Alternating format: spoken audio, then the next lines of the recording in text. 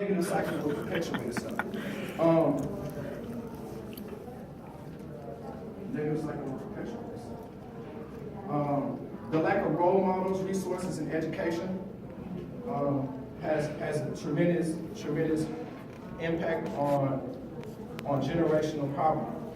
I didn't write this down, but we also, once we organize the idea of cultural esteem within each other, cultural esteem is like, I like my brother like me, whatever shade it is, we know each other, we got information, we informed on who we are, you know what I'm saying? I still love my auntie, I still love my mama, but we're informed on who we are. So once we gather a collective esteem for each other, once we gather a collective esteem for one another, then we're able to cross cultural lines and be able to do business with other people and be effective and grow. And that'll also impact the children, the next generation, and being a success, and also just it'll impact us as a whole. But we first have to do good for ourselves in order to do good to be effective in other areas and for other people. We have to be knowledgeable of self, and to be knowledgeable of self, we have to each one teach one. You know, we have to be able to shake each other's hands and do business with one another. If we can't do business with one another, then we can't grow as a community, and the community will cycle and continue to fluctuate, and people from other communities will be able to make rules and just set up shop wherever we at. Our progress is our fault. If we want to make progress, we have to make progress with one another first. You know, I can't make progress across the street with Habib now. If I want to do good for my community, I got to start with my tribe, so to speak, and start with my people first.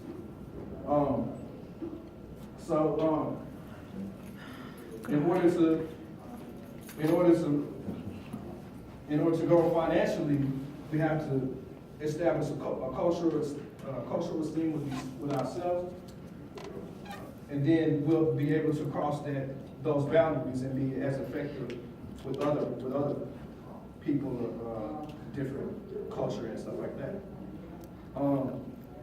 Education helps sharpen judgment without training. So with the fact of us knowing who we are and having knowledge of self, we'll be able to make sound judgment as to who we can do business with, what company, what conglomerate will have a impact will have our best interest for us to grow generations down the line, or what companies won't have our better interests. Because there are good companies, there are bad companies. It's not all bad out here.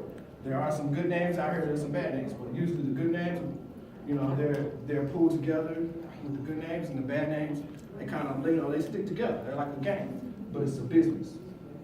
It's a citizen. All right, so again, just to recap everything, what I was saying, as far as generational poverty is concerned, there's many solutions to any.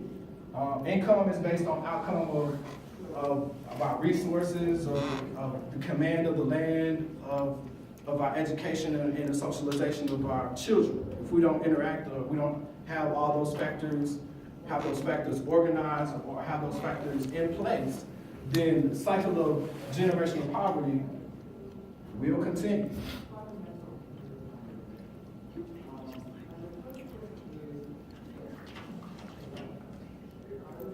So, and again, everything starts in the house. Everything starts inside you first. So it's all about how you feel about yourself, how you feel about your people, how you engage with your people, how you engage with in business. How you think will project the goal that you have out there, but you have to follow through. You have to follow through into completion. OMG. All right, Justice.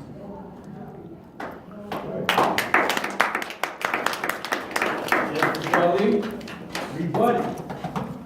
25. Let's go. All right. I ask everybody to say pseudos. Pseudos. That is an adjective. That means something that's not genuine. Pseudos. Use that. Hashtag my name with it too. You know? But one thing I want to say, man, when I speak the truth, man, I want people to feel it. I want people to shiver.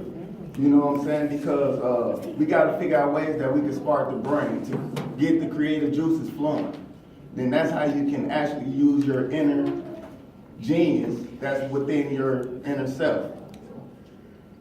Because this man thinking by mouthing off hard words, you know what I'm saying, that he actually did some hard time. You know what I'm saying?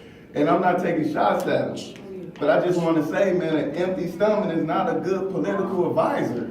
Will you get your information from a motherfucker hungry? Or do you rather get your information from somebody that's actually got something? That's actually trying to build like, hey, I got a little something. And I can teach you how to get 2 bricks stacked before you can, you know, lay your foundation down. But there's a few things that I just want to say, because it's a few people who live in luxury while billions of people still living in misery. And that's going to continue to happen. And I'm not going all around the world. I'm going to start with all the urban cities where we dominate at. North Minneapolis, Chicago, Detroit, Houston, all the barrows in New York, all the spots in Florida, you know, in Miami, I don't know. But I just want to let everybody know that power is only given to those who you allow to have that power over you. You know, so you got to ask yourself, have he had a solution, or is he just rumbling? Now, I already broke down what a fragment sentence is, but I'm gonna come a little quicker though with this one. I'm gonna make it interesting because he has made some couple accusations on our interview, and I'm gonna play it. That's how I get down.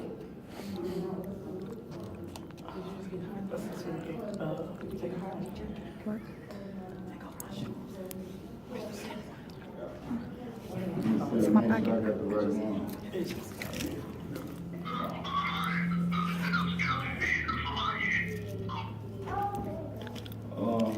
Now on that side, I'm gonna run it back.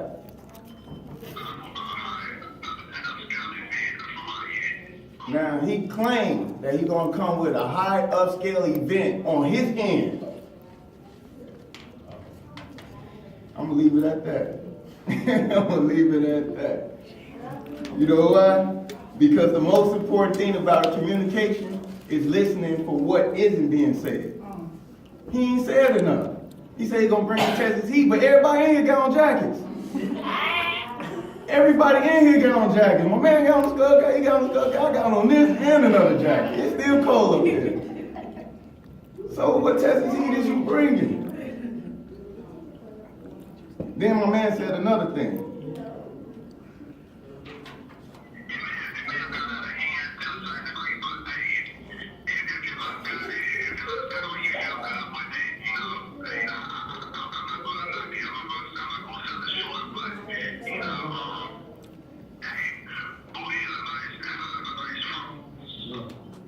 This man said booty is a nice fruit. It is. This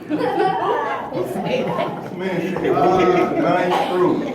Oh my What God. kind of solution is that? That statement of communication is just a reflection. Oh, shit. I'm on the left. It's sorry. just a reflection of his daily message. Listen to people. Like I said, pay attention for what isn't being said. Because my man came with some funny stuff that interview. Boy, I was like, man, wow, he giving me to go now. But you know what? This way it gets a little interesting there, right here.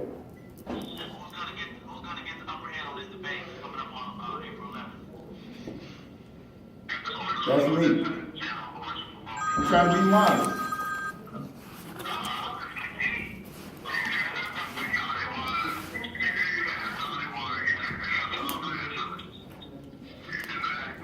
Now, he said that he was going to get the upper hand. My man asked me, he said, who you think going to get the upper hand in this debate? I said, is that a general question or is that a question you directing towards me? He said, that's a question I'm directing towards you. I said, obviously me. What kind of confidence would I have if I said him? Instead of him just letting me finish my statement and listen for a loophole, I gave him enough rope to hang himself. Because you know what? He talked a lot of stuff, man. And then there's another statement he made. That ain't it. Because he kept going on how he was going to do me. So here we go. You 3-0?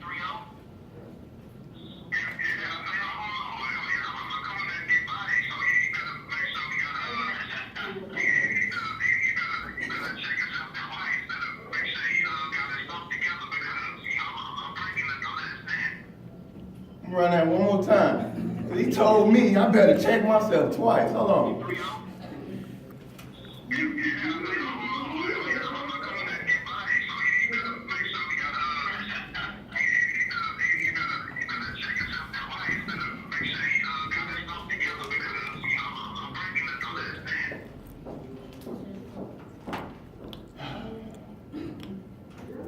He said he was gonna, first quote, he said, I better check myself twice. And whenever I leave the house, I always make sure I have my wallet and my phone, so that's not a problem. You won't tell me nothing new on that one. But then he said, he gonna get bodied.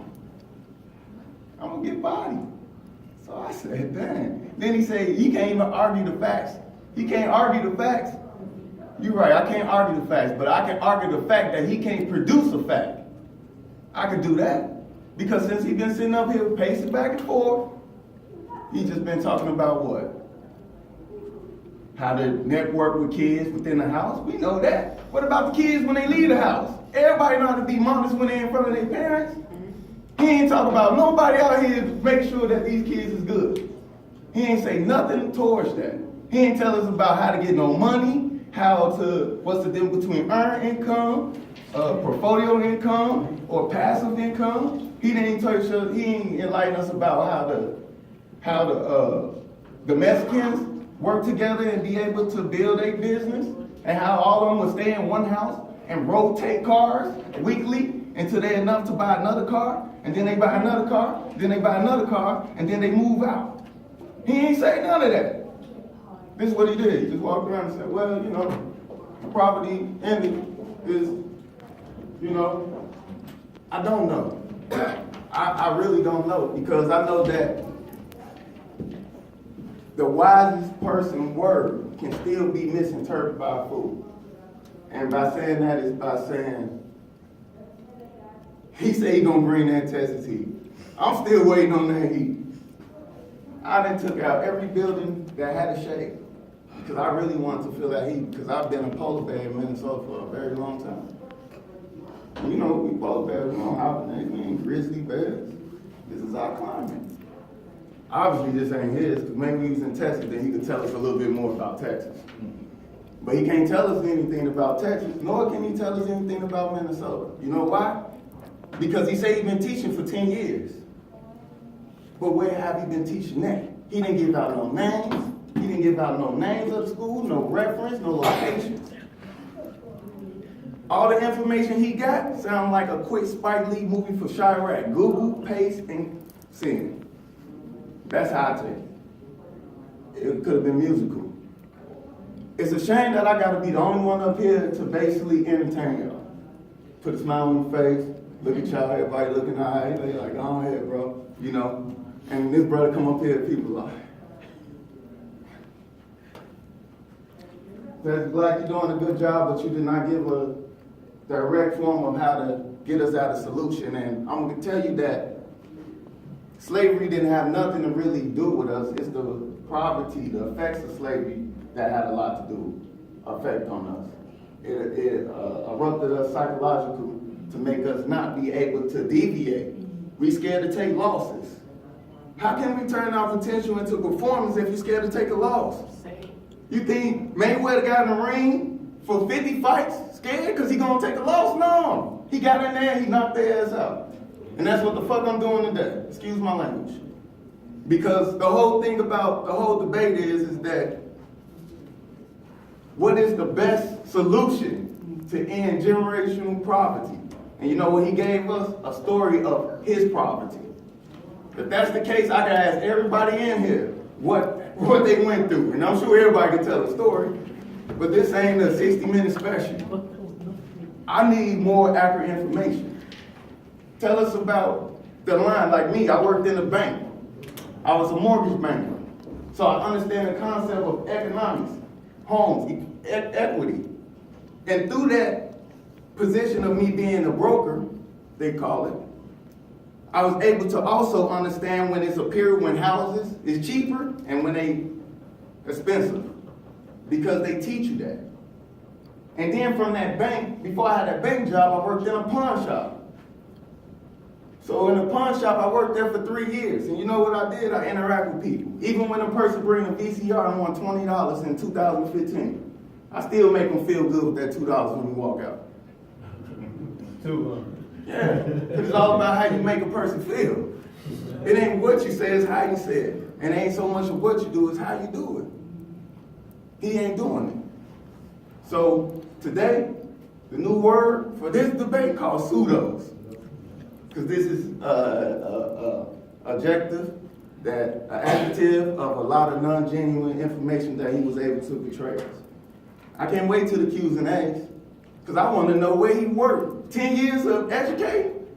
Man, I just jumped off the porch 6 months ago. But I've been studying for 12 years.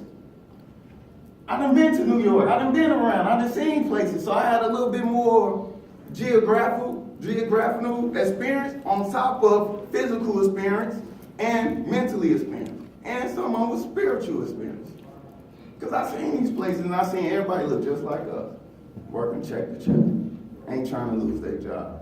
Trying to avoid these girls that want to get us in jail, and the girls trying to avoid the guys that just want to sell dope all out their house. We all do the same thing, but I'm going to give you the real good reason how to get out of generational poverty is self-saving. You got to want it. You got to know that you're an asset. Because I can't give you no solution. The best solution I can give you is just say, believe in yourself. Believe in yourself. Because if you believe in yourself, man, anything can happen. Don't let, if a person tell you it can't happen, that's because they scared. So they telling you because they don't want to do it. So they're going to try to discourage you from making it happen. And I know we all know a few people like that. Another thing, way to get out of poverty, man, is just what I'm doing. Bring my kids up there. Let them see. Let them hear this intellectual information. Instead of sitting in front of the video game playing Call of Duty. What? Come on, man. That was a shot at him, though. You know? But this is real, though. You know what I'm saying? So I try to be able to engage. I go to the schools. I don't know if my brother have kids, but I can name a few schools that I go to, which is the Obama School, Truman D. There we go. And when I'm in there, I'm interacting with the teachers. I'm asking, what is the event? What is they teaching? Is they just trying to get information to regurgitate it? Or is you just giving them information so they can grow intellectually? Because they already got consciousness. Don't affect their consciousness, because it's a difference between intellect and consciousness. Because remember, before you knew right or wrong, you would have a gut feeling in your stomach when something ain't right. That was your consciousness before you even knew what the consequences was. But that's what you're going to feel. And then you grow and say, okay, now I know right from wrong, or I know what the outcome could be if I cause this effect. But basically, man, the best way how to turn your potential into performance is thinking about how to look at yourself as an asset. Always remember. And take criticism. Make criticism work for you. Turn that pain into motivation. I'll leave a job quick. I don't care. I work for the skill, not for the money. That's how you ain't gonna slave me, so I ain't gonna never be in poverty. Because I ain't gonna think like that, because I know the effects. If you look at the history, my mama tells me about church every day. And I understand that the black church in the black communities made $11.5 billion annually. And they church can take up the whole street. But guess what? They ain't hiring nobody. And even if you join the church, you still ain't gonna get hired. They ain't giving no business, but that's the most profound establish business in the black community. It's the black churches. Hell, I want to tell everybody to open up a church. Shit, we all can get some money. You know what I'm saying? Because listen to the information that they're giving away. One of us might even teach the truth. Finally. You know what I'm saying? But the whole thing about my man didn't do, he didn't give no solutions. He just gave you a lot of pseudos. So that's how I'm gonna end it.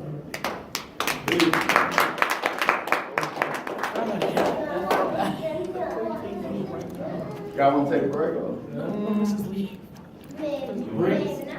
Cigarette break. I don't want to be smoking nothing. Keep it going. Do I smoke? Keep going? Keep going. Oh, Mr. Texas Blackster, let's go. Closing time. Let's go. Close up, man. 10 minutes. All right, so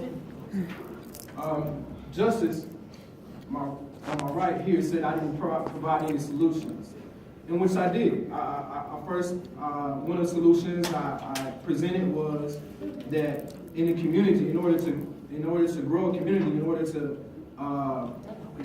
to get out of poverty, we have to establish a collective esteem, a collective idea. We have to establish a foundation of trust. That means he gotta trust me, I gotta be able to trust him. That was the first solution. We gotta trust each other. In order to grow as a community, we have to be able to trust each other in business. Then we can cross cultural lines.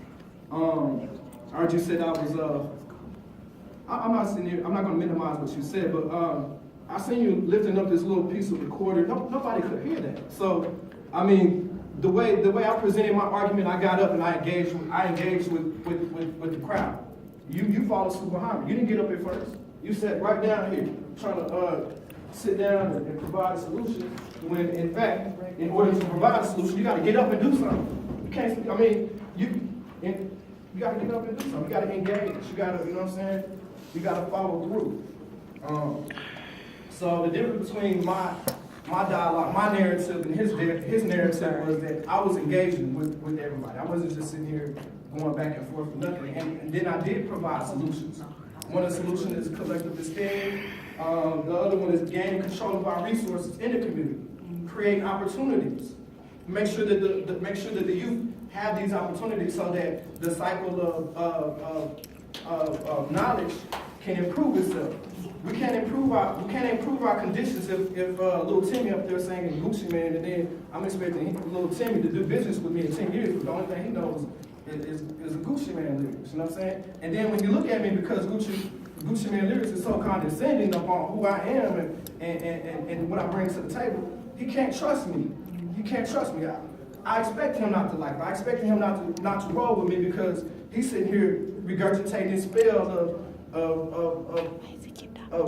he's regurgitating a spell of violence, of generational poverty, of drug usage. We can't improve our quality if we can't get our mind right. It starts inside. So we gotta have our mind right before we come to the table. You said that I said I was gonna bring the heat. You see the sun outside? Yesterday we had a blizzard. We had a whole blizzard yesterday. A whole blizzard. You look outside, hey, the sun coming through. I told you I was gonna bring the sun. So in actuality, I didn't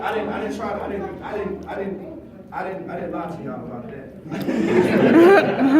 So, another solution, and I said that there's many solutions to ending generational poverty, but we gotta first get ourselves in shape. We can't go all across the land, all across, jump over the fence, if we can't get our own stuff right. We gotta get it right in the house. So, and I use this analogy. I started out with this analogy. I said socialization is synonymous to education. Who we teach, what we teach, how we invest into our youth is what we get out 10, 15 years later.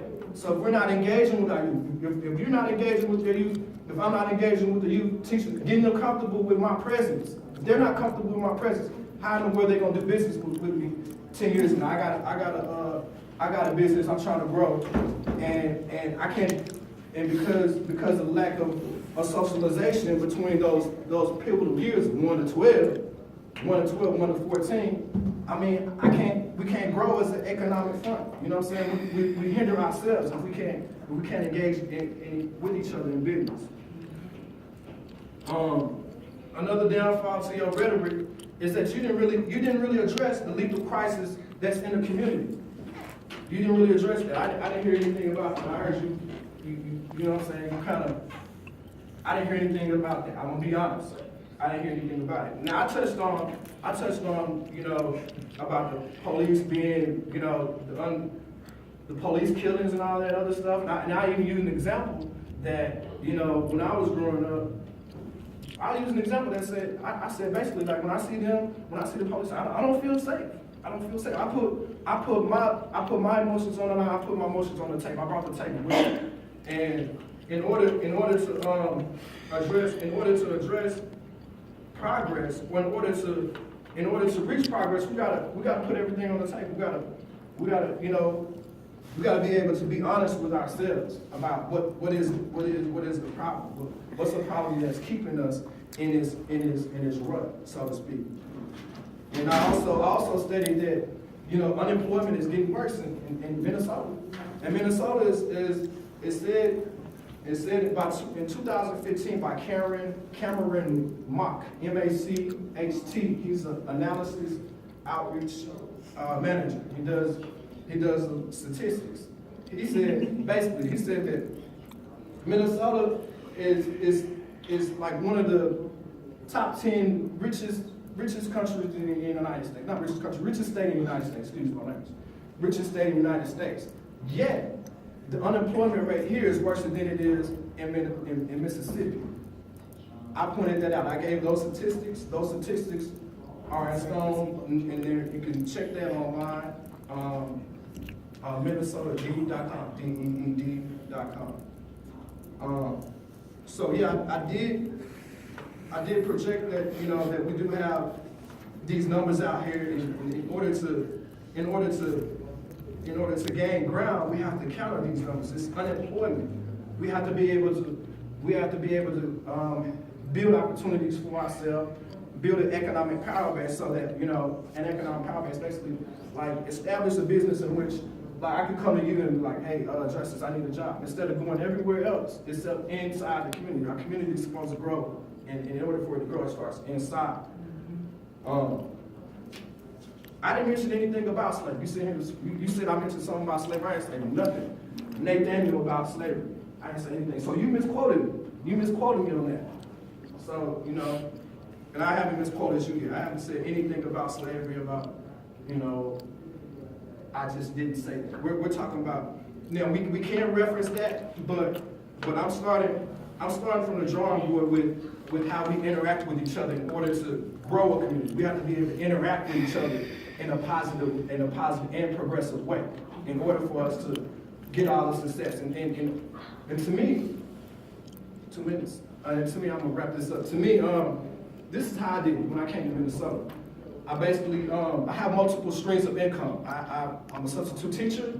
I work at a group home, and I'm a representative for a travel company. It's called World Ventures. I know y'all heard it. We should be here. They had the sign. We should be here. So I got multiple streams of income coming in. So I have residual income. And when we talk about income, you didn't touch up on residual income. That's a different topic. I have residual income going into my account. So that means I can never. That means I'm not gonna. It's not as easy for me to fall. I have a safety net of income coming in. In order to end generational poverty, create multiple streams of income for self, but it all starts with how we interact with each other in the community in order to grow that community and be successful.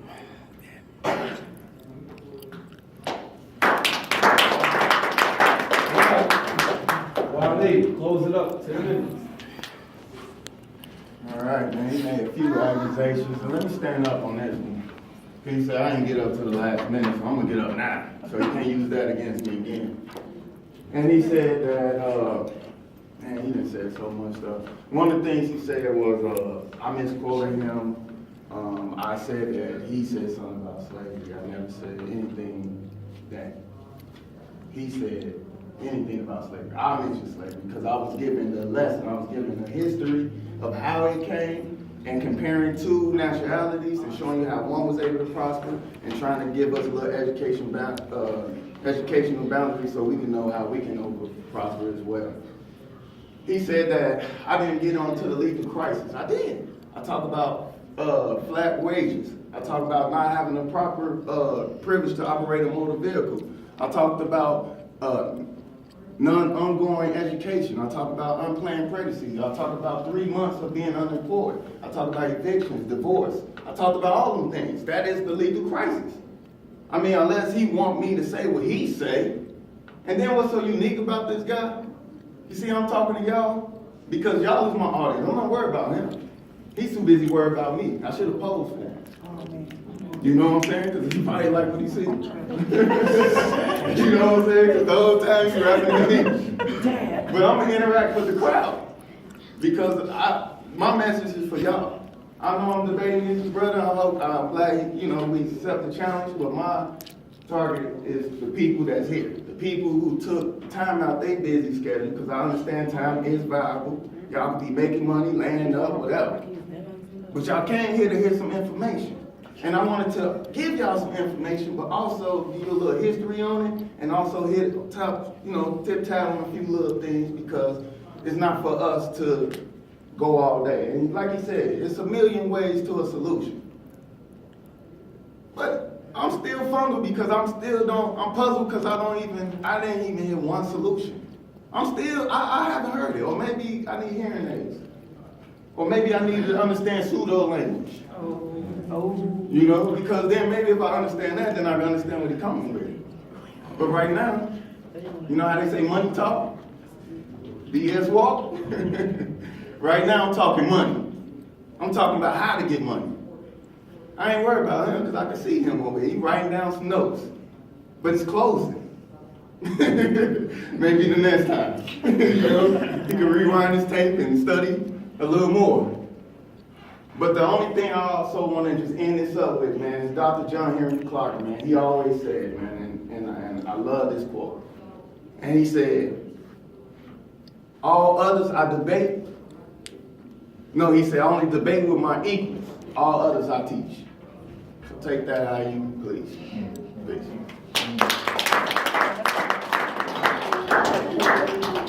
All right.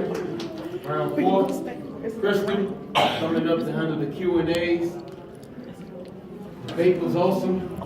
Texas Black brought that Texas heat. Yep. Yeah. How's everybody doing? Good. Or anybody that has any questions for one of these gentlemen? Or both? Okay. Anybody? Young lady, okay. Texas Black, right? How did you prepare for the debate? I went to a school called Twin Cities Rise, in which I graduated. It's my graduation ring. I graduated there 2 years ago. So what I did, I met with the employment coach. I met with two people. I met with Tanya Pittman. She's related to Katrina. I don't know if you guys know her. Tanya Pittman. She was like a lady that worked closely with me as I graduated. When I was in my final semesters, I talked with her last week, and Friday I was able to meet with a guy named Bill Bridgman, and basically he's like he was one of my speech teachers when I was going there. I haven't took his class in years, but I remember what it's called a Toastmaster. I'm not sure if y'all familiar with Toastmasters, but it's basically like speaking in public. And like when I first started college, that was one of the classes I had to take, and it was one of the most challenging classes because I wasn't used to speaking publicly. So he was my instructor. So I went to him and kind of went over some of my dialogue, and kind of helped me with like, as far as preparing a thesis statement, kind of helped me organize it a little bit better. He didn't give me any ideas, but he helped me kind of like structure it a little bit more. So these points that you had, they came from you, or they came from information you looked up? No, I cited the website that it came from. No, the points that you made, did they come from you? Or They came from me. They came from Stuff you? I've known for years. Okay. I feel like your message wasn't clear enough because you didn't connect the dots. You did have solutions, but you didn't connect the dots. But good job. All right. Any other questions? Who won the debate? We ain't gonna answer that. Any other questions? No other questions? I got one. And it could be for both of you brothers there. Now that you didn't enlighten us on the information y'all gathered, how do y'all feel about the solution, the outcome? Do you feel good? I feel good. I'll start out first. As I began, I said real strategy happens behind closed doors. So with talking about it, we can kind of organize, we can kind of get an idea of what's going on. But the main idea for me is to initiate and implement what we talked about. You know, we can say, okay, we need to know more resources, we need to have more opportunities. Okay, so where are the opportunities and who are the resources or the organizations we can reach out to so that we can counter this generational poverty?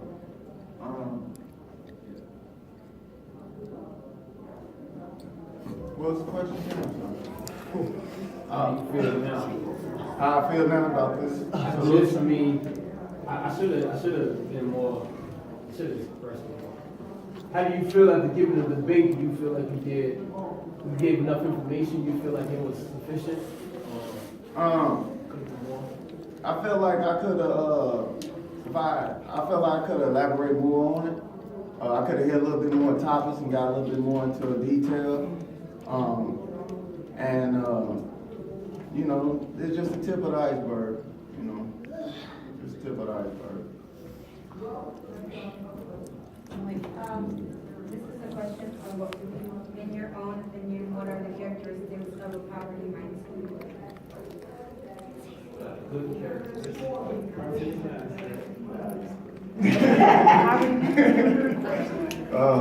What is the good characteristics? No, she said, what are the characteristics of a poverty-stricken mindset? I'll answer that question first. The characteristics of a poverty mindset, not having knowledge of self, being misinformed on who you are, where you came from, and your lineage that can perpetuate poverty. Because if you don't know who you are, where you came from, how do you know where you're going? How do you know how effective you are? How do you know what gifts you bring to the table if you have no knowledge of self, or if you have just a limited version or a drawn version of yourself that's not even from yourself? The question, Justice, is what are the characteristics of a poverty-stricken mind? That's the question. Low self-esteem. Low self-esteem can kind of create a poverty-stricken mind because you're your own self-enemy. You know, so most people kind of pick up on your vibe and stuff like that. So if you have a vibe that's like condescending or that's not as confident, people are not combined to what you're saying. People are not combined to the image you want to create for yourself. People are not going to invest in you if you're not investing good vibes into yourself. He's black. Emotions is about power. You got it, man? It's the image control. It's pretty much what we see daily, what we used to, what we afraid of change. That gonna always keep you restricted. I mean, it's easy to turn the switch off. It's just what we used to, and we get comfortable, so we can be afraid of change. I got another. I want to add to that. They got some Q's and A's, bro. Okay, go ahead. What religion is y'all in? How big of a role would that play in general population? Oh, just a quick thing too. You don't gotta ask me. I was on the same thing. Oh, that's the same question for you? What's the question, brother? Do that again. What is your religion, and how big of a role would that play in the general population solution? What's your faith and how big of a role is it? Well, your spirituality, whichever one y'all, we don't know what background you come from. I'm gonna say this.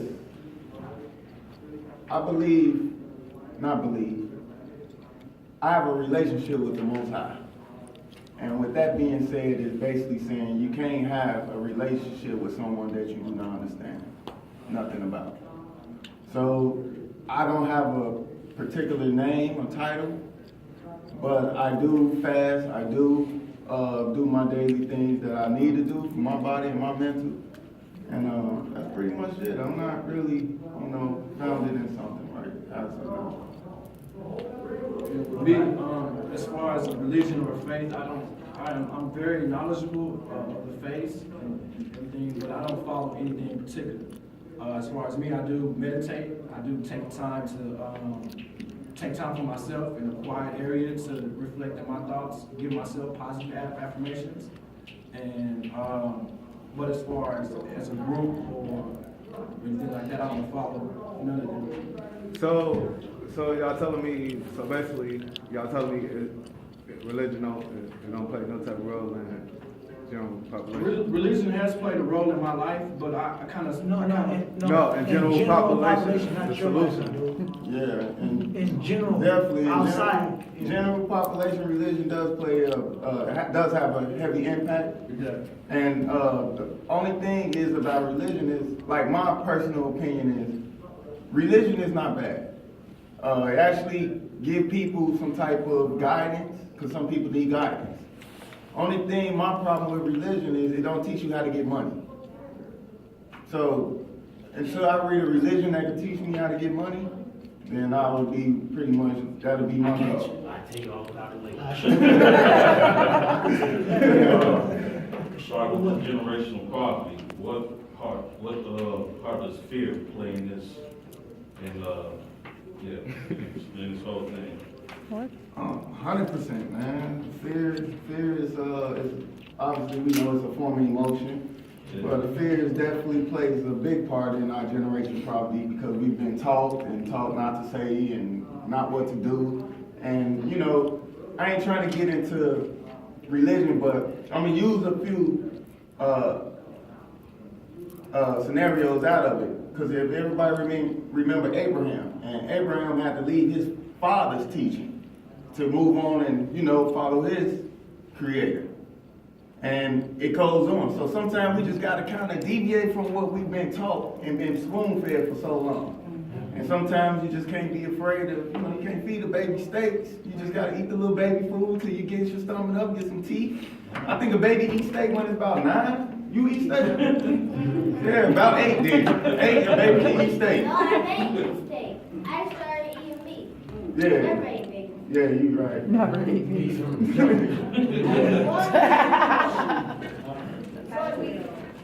How do I go on your own?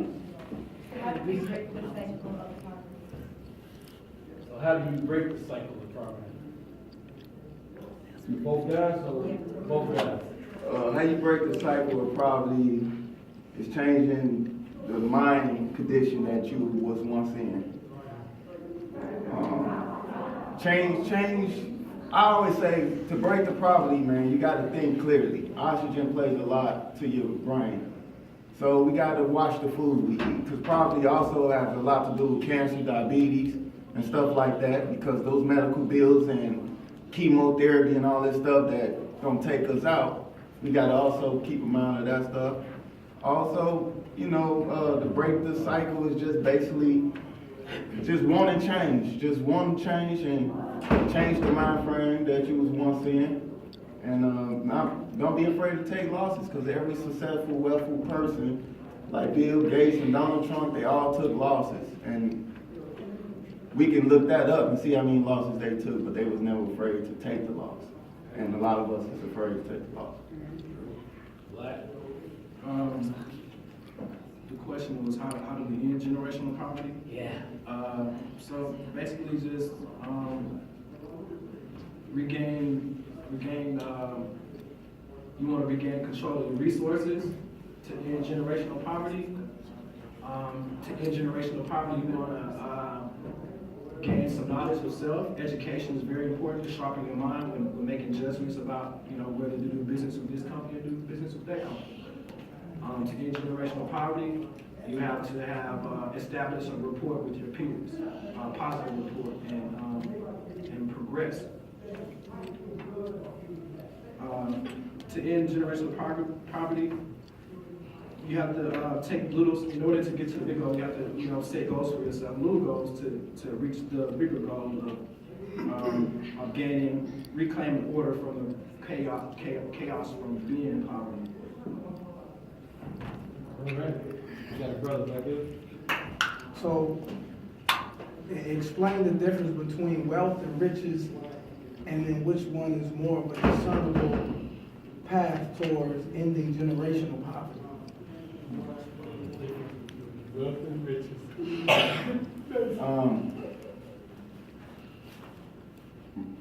I'm gonna tell you from my experiences that I know that what the poor and the middle class teaches their kids different from what the rich parents teach their kids. And by saying that is basically is understanding the concept of income. Being able to figure out how to be able to get a business or invest in a business or try to be more self-sufficient. And the wealth will come to your comfort level, where you find wealth is at. Yes. But to be rich, and that comes with your comfort level, because my rich might not be as much as your rich, but it all comes with just what we teach. The poor and the middle class teach their kids different than what the rich class teach their kids. Most of our parents tell us to finish school and get a good job. And some parents tell their kids, finish school, go to school, and start your business, or work for, a brand corporate. So it goes back to just, what is we aiming for and where are we going with it and where we at with it as far as wealth and riches is concerned. You got something like?